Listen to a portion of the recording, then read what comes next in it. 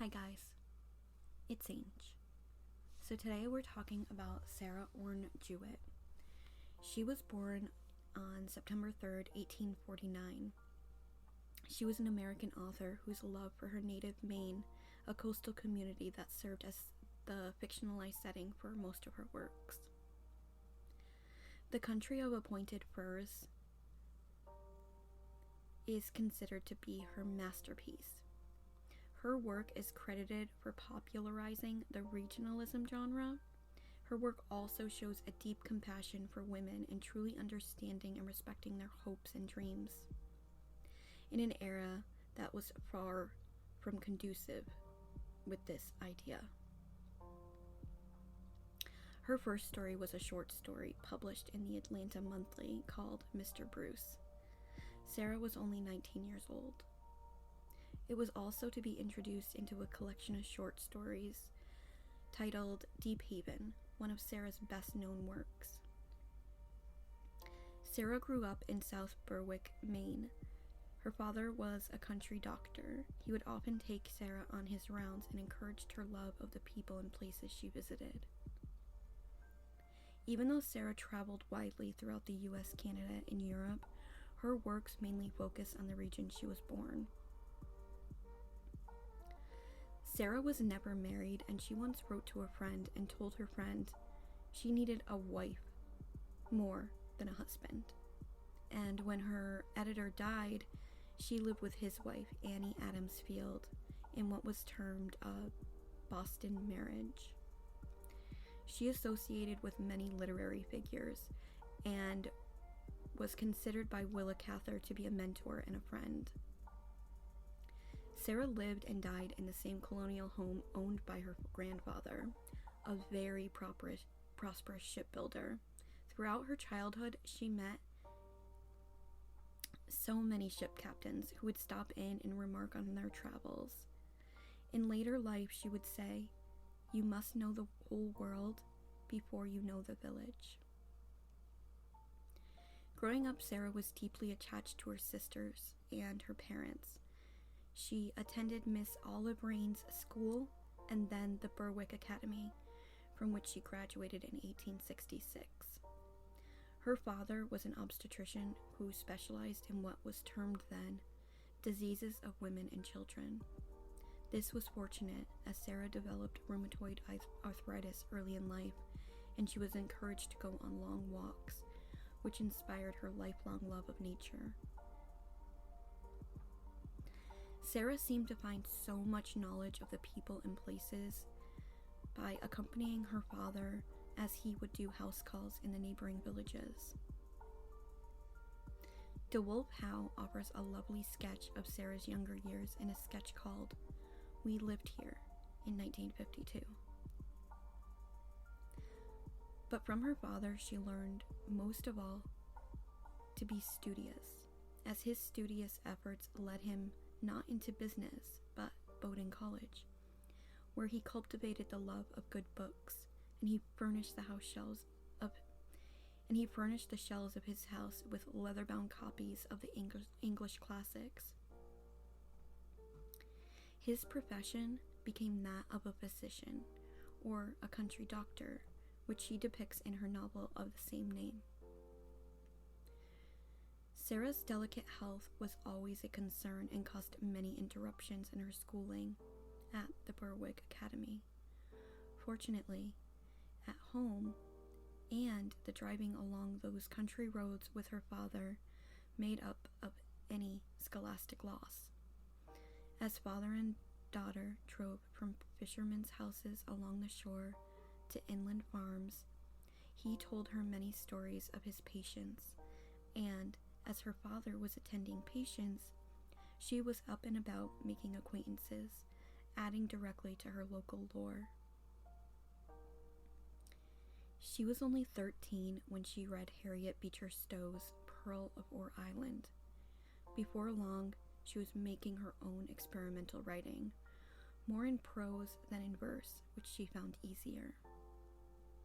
Again, at the age of 19, she started to send her work to editors, and soon after she turned 20, she started to see her works. in print. Mr. Bruce was in the Atlantic Monthly and Shipwrecked Buttons in the Juvenile Riverside magazine. Though she herself traveled widely in the U.S., she focused her works on rural Maine. Sarah had a trademark respect for the elderly, especially women. Even if they seem a bit stuck in their ways, they became the keepers of the histories and the memories of the community.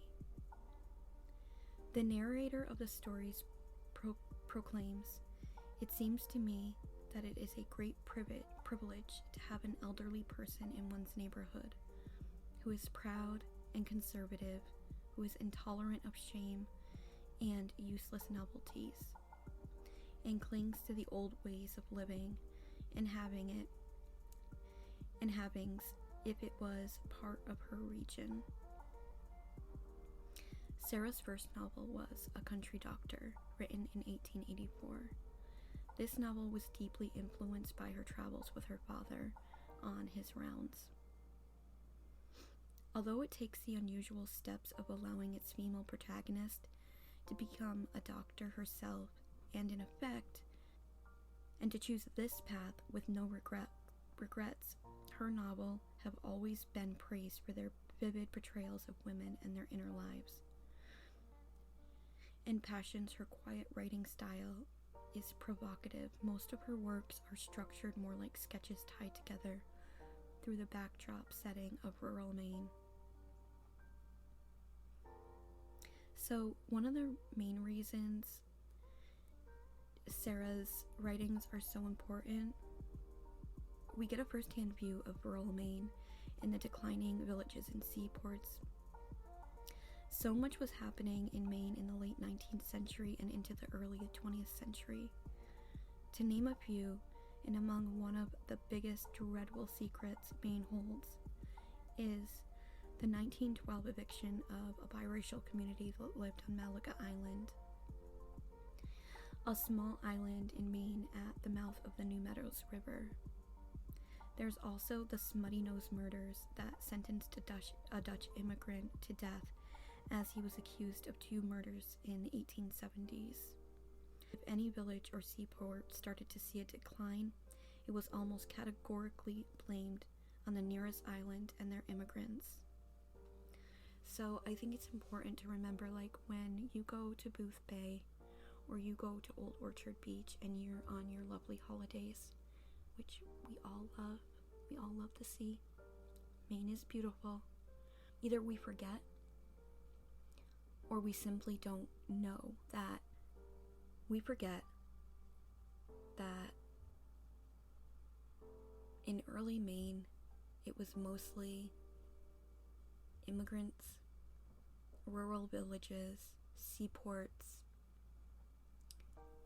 and these people during this time, especially the time just before and after the introduction of eugenics, was terrible.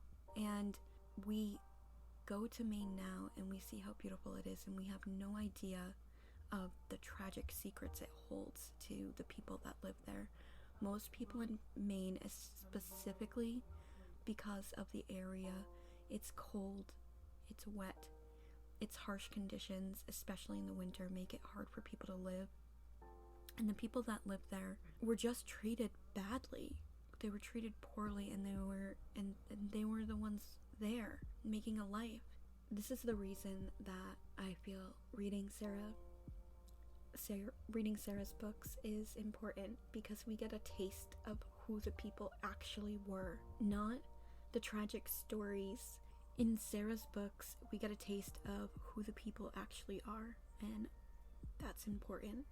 Real life in rural Maine, and something that most of us had no idea. So as we read A Country Doctor, I really want us to think about what life was in early Maine.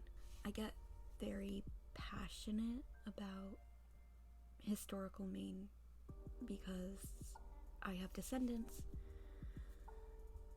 since the beginning, since the 1600s. So For me, reading her books is like reading a history of what my ancestors' lives looked like, that we hold on to the memories. And so I think the reason that I find Sarah's books so compelling is because she's talking about people that actually lived in a time period where my ancestors lived.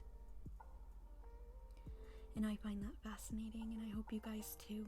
I will see you all again soon. Bye.